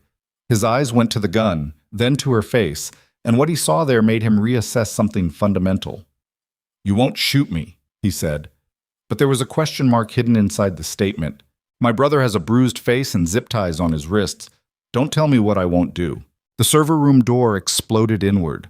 Not opened, kicked, hard enough to crack the frame, and Damien Calloway came through it like a man who'd left the civilized parts of himself somewhere on a lower floor and had no intention of retrieving them. His suit jacket was gone. His white shirt was torn at the shoulder and soaked through with sweat, and something darker across the right side that could have been someone else's blood or could have been his own. The tattoos on his neck and forearms stood out like war paint against skin that had gone pale with exertion.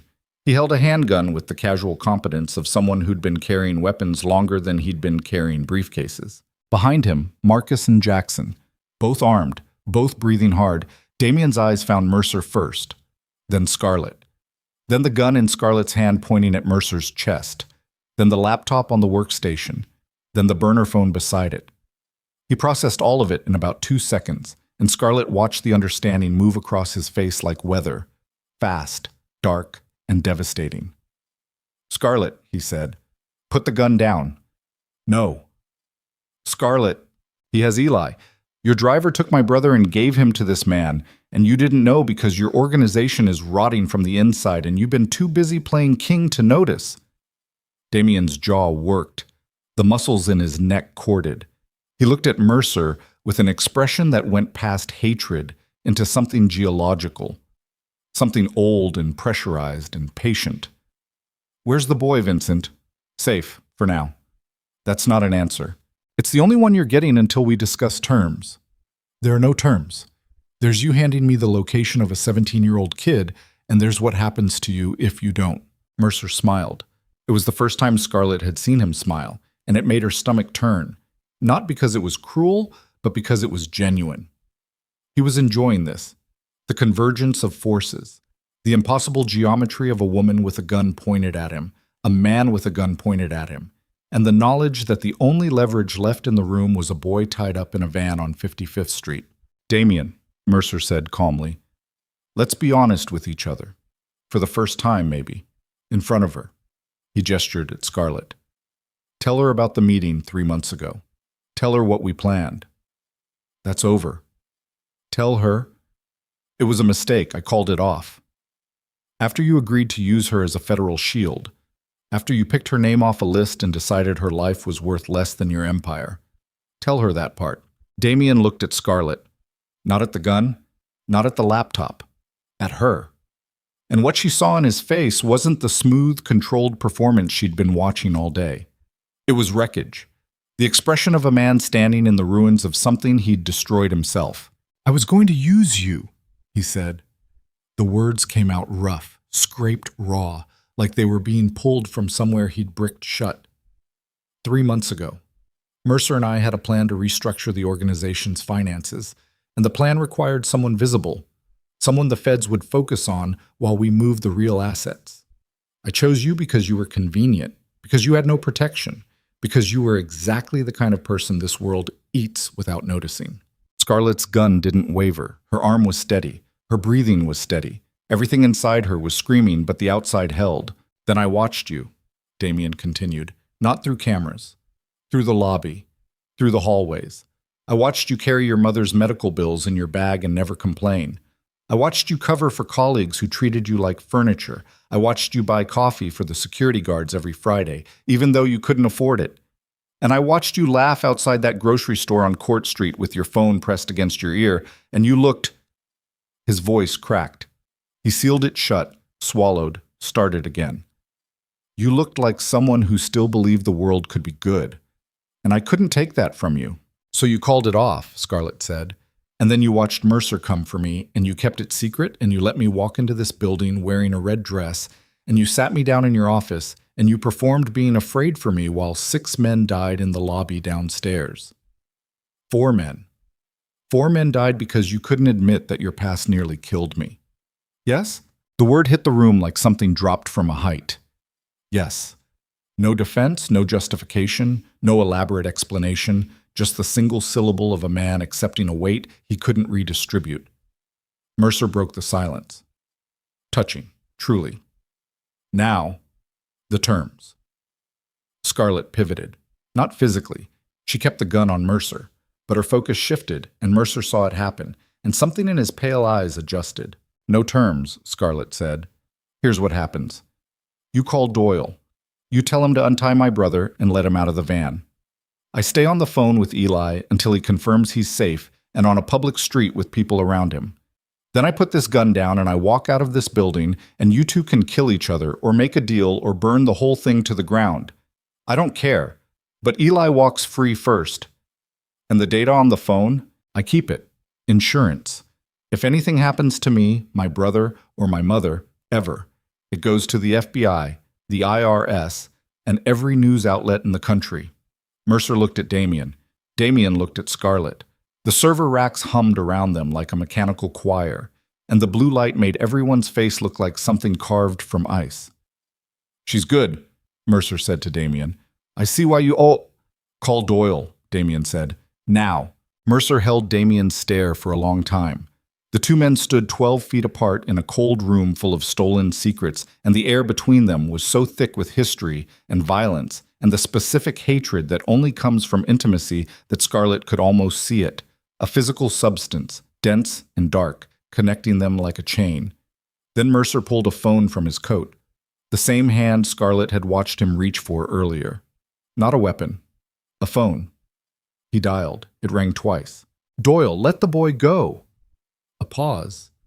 "Yes, now. Put him on the sidewalk and drive away." Another pause. "Because the plan changed. Do it." He held the phone out to Scarlett. She took it with her free hand, keeping the gun aimed at his chest. "Eli?" Silence. Then a sound that broke her open. Her brother's voice, small and shaking and young, so painfully young. "Scarlett? Are you okay?" "My face hurts. There was a guy, I know. Listen to me. Are they letting you out?" Rustling, a car door opening, street noise flooding in, see? Traffic, horns, voices. The ambient sound of New York being New York, indifferent and alive. "Yeah, I'm on the sidewalk. There's people around. Can you see a street sign?" 55th and 9th. "Go into the nearest store. Any store. Stay there. Don't leave. I'm coming." "Scarlett, what's happening? These guys showed up at school and said you sent them, and then I'll explain everything. Just get inside a store now." Okay, I'm going." She held the phone against her ear until she heard a door open and a bell chime, and Eli's voice, quieter now, asking someone if he could wait inside. Then she lowered the phone and looked at the two men standing in front of her. Damien. Mercer. Two faces of the same broken machine. Two men who'd built a world out of violence and fear and called it an empire, and who'd both looked at her and seen something they could use. She set Mercer's phone on the table. She kept the burner phone with the data. She kept the gun. "I'm leaving now," she said. "If anyone follows me, if anyone calls me, if anyone comes near my family, the data goes public. Both of you burn." She walked toward the door. Marcus stepped aside. Jackson stepped aside. Damien didn't move. He stood in her path with blood on his shirt and exhaustion carved into every line of his face, and he looked at her with those dark eyes that had lied to her and protected her and chosen her and used her all in the same day. "Scarlett. Move. Let me get you out of the building safely, that's all. Just let me—" "Move, Damien." He moved, one step to the side, just enough space for her to pass. As she walked by him, close enough to smell the sweat and copper and smoke on his skin, he said something so quiet it was almost sub-vocal. "I'm sorry." She didn't stop. She didn't turn. She walked through the door and down the hallway and into the stairwell, descending through a building that smelled like war, wearing a red dress stained with whiskey and blood, carrying a gun in one hand and a phone full of secrets in the other, and she did not look back. Not once. The stairwell ended at the ground floor, and Scarlett pushed through the emergency exit into an alley behind the building that smelled like wet concrete and diesel exhaust, and something burnt she didn't want to identify. The freezing rain had stopped, but the air was still thick with moisture, heavy and cold against her bare arms. She'd left her coat on the 10th floor, a lifetime ago, a different woman ago, and the red dress was the only thing between her skin and the January night. She didn't feel the cold, or rather, she felt it the way you feel a bruise through painkillers, present but distant, something her body was registering but her mind refused to process because it was already overloaded with things more urgent than temperature. The alley opened onto 56th Street.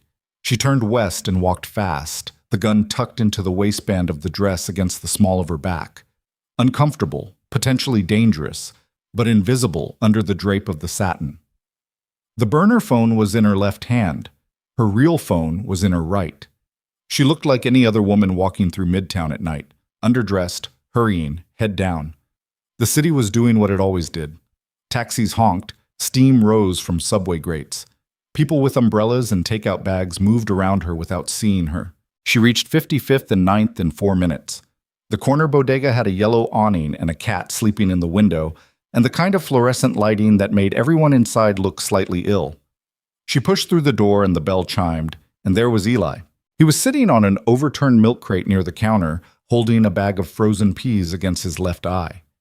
The bodega owner, a heavy man in his 60s with reading glasses pushed up on his forehead, stood behind the register looking at Eli with the particular expression of a New Yorker who had seen enough to know when a kid was in trouble, but not enough to know what kind. Scarlett, Eli stood up so fast the frozen peas fell to the floor.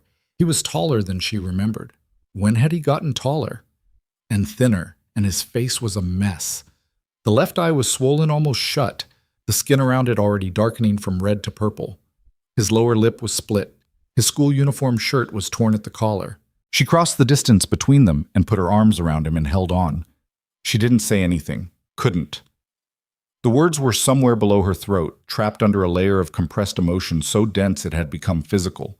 She pressed her face against his shoulder and felt him shaking, small tremors running through his body like aftershocks, and she held him tighter and let herself have 10 seconds of being nothing but a sister. Not a hostage, not a weapon, not a scapegoat. Just a woman holding her brother in a bodega in Hell's Kitchen while the world outside continued its indifferent rotation. "Your face," she said, when she finally pulled back. "It looks worse than it feels." That was a lie. She could see it in the way he winced when he talked, the careful way he held his jaw. "Can you walk?" "Yeah, where are we going?" "Away." She bought a prepaid phone at the bodega counter with cash from the manila envelope. She'd grabbed it from under the couch cushion on 12 on her way down, a decision that felt like it belonged to someone else, someone who planned ahead, someone who thought in sequences instead of surviving in fragments. She loaded the phone with minutes and called the one person whose number she'd memorized years ago, Aunt Rita, her mother's sister, a retired postal worker living in a rent-controlled apartment in the Bronx who had never liked Scarlett's life choices but had never turned her away. Rita answered on the third ring with a voice thick with sleep. "It's Scarlett. I need you to pick up Eli at the bodega on 55th and 9th, right now." "It's 11 o'clock at night. What's—" "Right now, Rita. Please. I'll explain later." "Scarlett Marie Hayes, you tell me what's—" "Someone hurt him. He's okay, but someone hurt him, and I need him somewhere safe, and I can't be with him right now. I need you to come get him, and take him home, and lock the door, and not open it for anyone. Can you do that?" Silence on the line. Then Rita's voice, stripped of sleep, sharp with the particular competence of women who had raised families in difficult neighborhoods and knew what that tone meant. "I'll be there in 20 minutes." Eli didn't want to let go. When Scarlett told him Rita was coming, he grabbed her arm with both hands, and his bruised face twisted into something between anger and terror. "You're not coming with me?" "I have to do something first." "What?" "Scarlett, those men—" "The guy who picked me up said you sent him. He had your name. He knew everything about—" I know what happened, and I'm going to make sure it never happens again." "How?" She looked at her brother, 17, scared, his eyes swelling shut, standing in a bodega in a torn school shirt, and she understood with absolute clarity that the next hour would determine the shape of the rest of his life. If she went home with him now, if she hid, if she buried the phone and the data and tried to disappear into the same gray invisibility she'd been living in for years, they would never be safe. Mercer's promise meant nothing. Damien's apology meant nothing. The only thing that meant anything was the phone in her pocket and what she did with it. "Trust me," she said. "One more hour." She kissed his forehead, gently, avoiding the bruised side, and walked out of the bodega before she could change her mind. The next call she made was to a number she'd found buried in the data files on the burner phone. Not a criminal contact, not a syndicate operative. A woman named Catherine Park, an assistant U.S. attorney for the Southern District of New York, whose personal cell phone appeared in 17 separate communications with a confidential informant embedded inside Damien's organization. The informant was listed only by a code name, Cardinal. But the communications made one thing clear. The FBI already had an active investigation into the Black Veil Syndicate, and Catherine Park was running it. Park answered on the second ring. Her voice was clipped, alert. The voice of someone who kept their phone on at night because their job required it. "Who is this?" "My name is Scarlett Hayes. I work for Callaway and Crane. I have financial records, personnel files, and communication logs from the organization's internal servers. Everything you need to dismantle the entire operation." Silence. Then, "How did you get this number?" "From the same servers. Your informant isn't as careful as you think." A longer silence. Scarlett could hear Park recalculating, the sound of a trained prosecutor assessing risk and opportunity in real time. Where are you now? Midtown. I need two things. First, protection for my family. My mother is in a care facility in Brooklyn. My brother is being picked up by my aunt in the Bronx. I need a guarantee that they're safe before I hand over anything. And the second thing? I want immunity. Full immunity. I was a secretary, not a conspirator. But I'm on camera entering that building. I'm on camera in the CEO's private office. And if anyone decides to make me a target in the prosecution, I want it off the table before I cooperate. I can't promise immunity over the phone. Then promise me a meeting, tonight, somewhere public. I'll bring the phone with the data and you can preview enough to know I'm real. Park paused for 3 seconds. There's a diner on 8th and 43rd, Olympia. Open all night. I can be there in 30 minutes. I'll be there in 15. She hung up and walked south through the wet streets of Midtown, the burner phone heavy in her pocket, the gun still pressed against her back. The city moved around her the way it always had, loud, cold, indifferent, alive.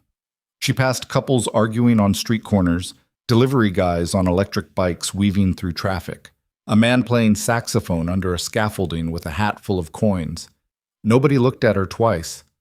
She was just another woman in a dress walking too fast through the cold, and the anonymity of it felt like a kind of armor.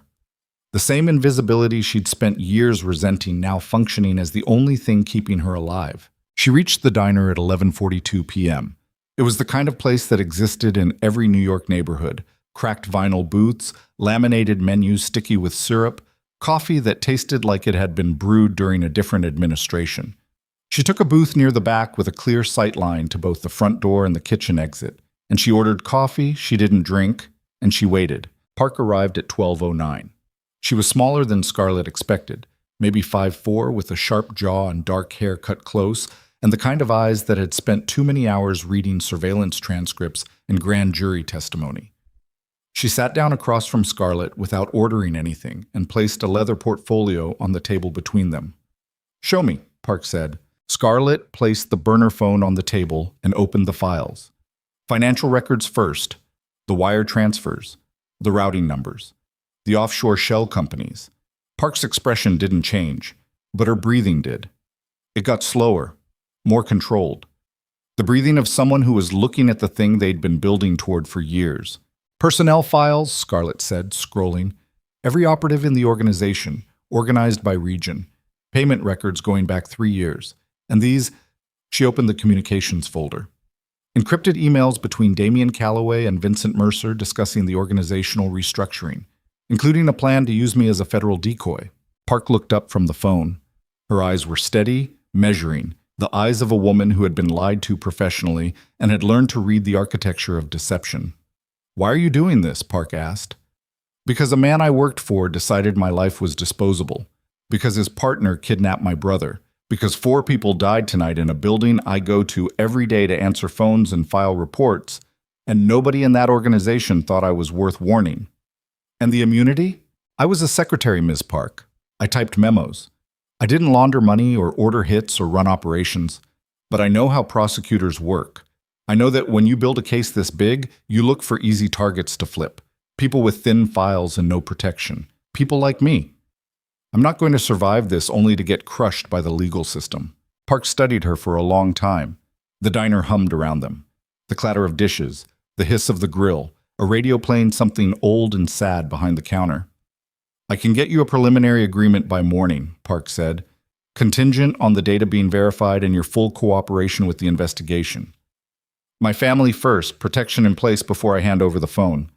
I'll make the calls tonight." They sat in that booth for another 40 minutes. Scarlett answered questions, careful, precise, sticking to what she knew and never speculating about what she didn't. She described the building's layout, the security protocols, the communication patterns she'd observed over 11 months of watching quietly from a desk. Nobody thought mattered. Park took notes in a small black notebook with handwriting so cramped it looked encrypted. At 1:15 a.m., Park closed the notebook. "I need the phone." "When the protection is in place." "Scarlett, my mother, my brother, my aunt, when I know they're covered, you get the phone and everything on it." Park nodded once. She left the diner. Scarlett sat alone in the booth with cold coffee and the weight of what she'd done settling into her bones like lead. She thought about Damien, standing in the server room with blood on his shirt saying, "I'm sorry," in a voice that sounded like something being torn apart. She thought about the version of events she hadn't wanted to believe. The one where he really did call off the plan, where he really did spend 3 months trying to protect her, where his feelings were real and his mistakes were real, and the distance between the two was the exact width of a human heart. She thought about Mercer's words. He watched you laugh outside a grocery store, and he couldn't go through with it. She didn't know if it was true. She might never know. People like Damien Calloway existed in a space where truth and performance were so deeply intertwined that separating them was like trying to pull smoke apart with your hands. But she knew what she'd seen in his eyes when he said her name in the server room doorway. She'd spent 27 years reading people, landlords, doctors, social workers, men who promised things they couldn't deliver, and she knew the difference between a man performing emotion and a man drowning in it. He was drowning. That didn't make him safe. It didn't make him good. But it made him human, and being human was both the most dangerous and the most redeemable thing a person could be. At 2:30 a.m., Park texted from a new number. "Marshals are in position, your mother's facility, your aunt's apartment. Your brother is confirmed safe. Send me the location for handoff." Scarlett typed the diner's address, left the burner phone on the table, and walked out into the night.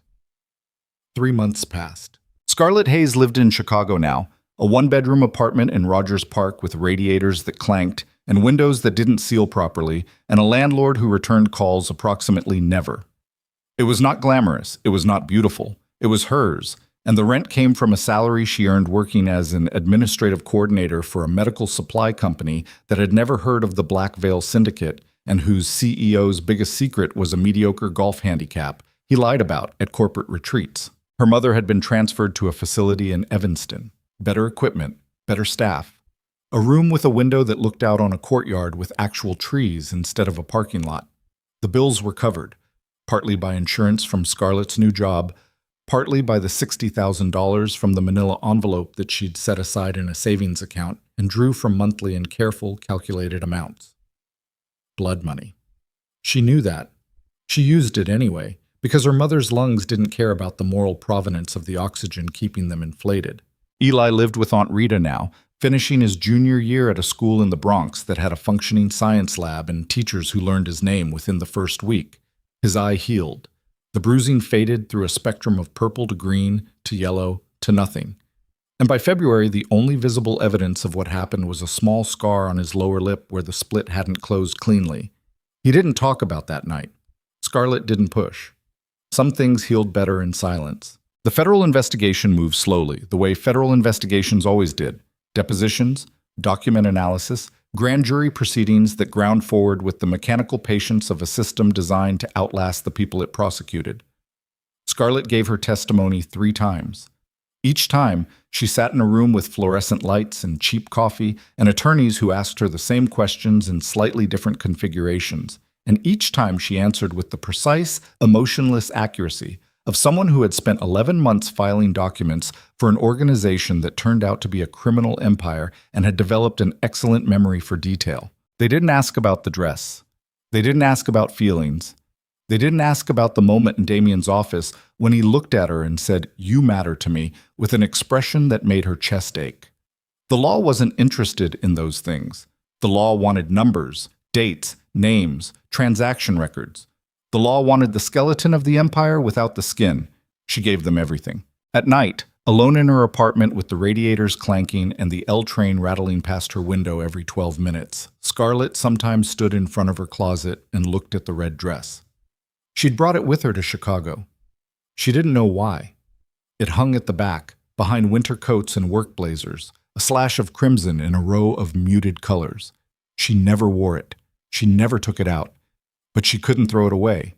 The dress existed in a space between evidence and memory, between the worst night of her life and the night she discovered she was capable of things she'd never imagined. She didn't hear from Damien, not directly, but she followed the case through Park, who called once a month with updates delivered in the careful, colorless language of prosecutors who knew that conversations with witnesses could be subpoenaed. The organization was fracturing. Key lieutenants were cooperating. Mercer had disappeared, so fled the country. According to intelligence, though nobody could confirm where, Damien himself had not been arrested. The evidence Scarlett provided was devastating to the organization's financial infrastructure, but circumstantial regarding Damien's direct involvement in violent crimes. He was, as Park put it, a person of significant interest who remains under investigation. Translation: they were building the case. Slowly, carefully. The way you dismantle a building, floor by floor, beam by beam, making sure the structure doesn't collapse on the people doing the demolition. One evening in April, Scarlett came home from work to find a plain white envelope under her apartment door. No return address, no postmark. Hand-delivered. Inside was a single sheet of paper with 2 sentences written in handwriting she'd never seen but somehow recognized. The sharp, angular letters of a man who wrote the way he spoke, with precision and pressure and no wasted motion. The remaining threats have been handled. You're safe now. Below it, a second line. You were right. There was another way. Signed with 2 letters, DC. She sat on her bed for a long time holding that piece of paper. The apartment was quiet except for the radiators and the distant sound of a neighbor's television playing something with a laugh track. She read the words again and again. She tried to feel nothing and failed. She tried to feel anger and found something more complicated. A tenderness threaded through with grief. The particular ache of caring about someone you can never be near. He was dismantling it. That was what the note meant. The empire. The organization. The thing he'd built with blood and money and fear. He was taking it apart. Not because the FBI forced him to. They hadn't arrested him. Not because Mercer's betrayal left him no choice. Mercer was gone. Because a woman who worked on his 10th floor had looked him in the eyes in a room full of server racks and walked away. And the walking away had said everything that words couldn't. You were right. There was another way. The other way was demolition. The other way was choosing to tear down your own kingdom before someone else did it for you. The other way was harder and slower and lonelier than any war because the enemy was yourself. Every decision you'd ever made, every compromise you'd justified, every person you'd used or harmed or failed to protect. Scarlett picked up her phone and typed 3 words. She didn't use the burner. That was in federal evidence. She used her real phone, and she sent the message to a number she'd memorized from the note's envelope. A number she knew she should delete, should block, should pretend she never saw. Thank you for surviving. She stared at the sent message for 60 seconds. Then she deleted the conversation. Then she blocked the number. Then she set the phone face down on her nightstand and lay on her bed in the dark, listening to the L train pass, and let herself feel the full weight of everything she'd carried since that Friday morning in Brooklyn, when she put on a red dress and walked into a building that changed her life. She didn't cry. She was past crying. She was in the territory beyond tears, the dry and quiet place where grief finished its work, and left behind something harder, cleaner, more durable. Not happiness. Not peace. Something closer to clarity. The understanding that survival wasn't a destination but a practice, something you did every day with your hands and your choices, and the particular stubbornness of a woman who'd been underestimated by everyone and had outlasted them all. The red dress stayed in the closet. She never wore it again. But sometimes, late at night, when the apartment was dark and the city hummed outside her window with its 10 million overlapping lives, Scarlett would open the closet door and look at it, the red satin catching whatever light leaked in from the street, the fabric still holding the faint ghost of perfume she'd worn that morning, mixed with something sharper. Smoke, maybe. Or fear. Or the particular chemistry of a woman becoming someone she didn't know she could be. She'd look at it and she'd remember everything.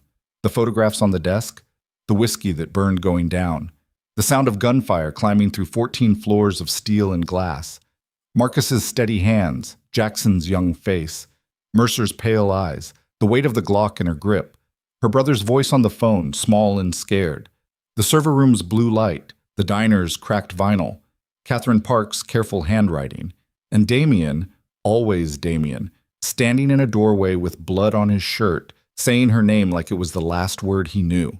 And she'd close the closet door, and she'd go to bed, and she'd lie in the dark, and she'd wonder the same thing she wondered every night.